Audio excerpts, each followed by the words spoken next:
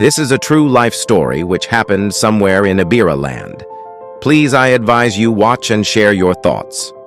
Long time ago, in the town of Okani, Yusuf, a young and handsome corps member, was posted to a secondary school in Okani, LGA, Kogi State. His striking looks and intelligence quickly made him the center of attention. The female students, particularly the seniors, were captivated by him. But they were not alone. Mrs. Oricha Ovayoza, the middle-aged, beautiful divorcee and school principal, also had her eyes on him. At first, Yusuf remained professional, focused on his teaching, and ignored the principal's subtle advances. But Mrs. Oricha was persistent. She devised a plan to lure him in, inviting him to her house under the pretense of bringing an important document. Slowly, she showered him with expensive gifts, financial support, and special privileges. Tempted by the comfort she offered, Yusuf gave in to her desires. For 3 months, they shared a secret affair. But everything changed the day Aisha, Mrs. Oricha's beautiful daughter, came home unexpectedly after a cultist riot shut down her university. Yusuf had never met Aisha, as her mother had always told him she was away at school. The moment he saw her, an instant connection sparked between them. Aisha greeted him politely, and Yusuf introduced himself. Though they barely spoke, the silent attraction between them grew stronger with each passing day. Aisha noticed her mother's possessiveness over Yusuf and began suspecting that there was more to their relationship. One afternoon, Yusuf sat under a large tree in the school compound, lost in thought. He was reviewing his lesson notes when a senior student nervously approached him. "Sir, I know this might sound strange, but I can't keep it in anymore," she began, her voice trembling. "I think I'm in love with you." Yusuf sighed, offering her a kind smile. "You're a bright and promising young girl, but you're still a student, and right now your focus should be on your education. What do you really know about love?" She looked down, embarrassed. "You have a long future ahead of you," Yusuf continued gently.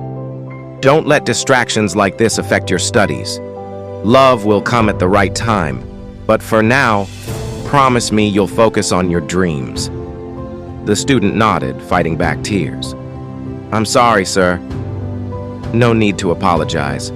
Just promise me you'll do your best in school." She nodded again and hurried away, leaving Yusuf deep in thought. One afternoon, Mrs. Oricha called Yusuf into her office. She had noticed the growing bond between him and Aisha and couldn't ignore it any longer. "Yusuf, I hope what I'm thinking is not true," she said sternly. "This closeness between you and my daughter. Remember, you cannot be sleeping with both mother and daughter." Yusuf, caught off guard, quickly denied any intimacy with Aisha. "Babe, Aisha and I are just friends. There's nothing more between us."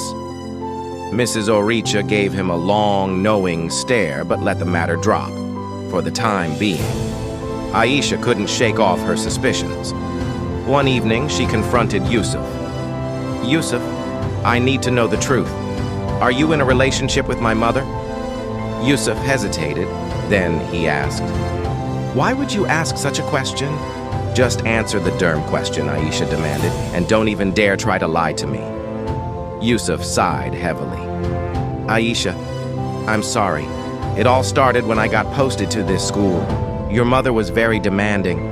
I tried to resist her advances, but I guess I wasn't strong enough. Aisha, please, I'm sorry. I wasn't thinking straight when I got into a romantic relationship with her. A woman old enough to be my mother. I regret it every day." Tears welled up in Aisha's eyes. "I knew it. I suspected it." She turned away, her heart shattered. For weeks, she cried and refused to speak to Yusuf. She ignored his calls, refused to reply to his messages, and avoided him completely. The pain was unbearable. When Aisha finally confronted her mother, Mrs. Oricha admitted everything. Aisha felt betrayed. "How could you, Mom? How could you do this to me?" Her mom caught in. "Do this to you? How? Wait, Aisha, are you having an affair with Yusuf?" "I'm finished," the mom shouted. Aisha screamed before storming out of the house. Meanwhile, Yusuf distanced himself from Mrs. Oricha. He stopped visiting her house and made excuses whenever she asked to see him. "Why are you avoiding me, Yusuf?"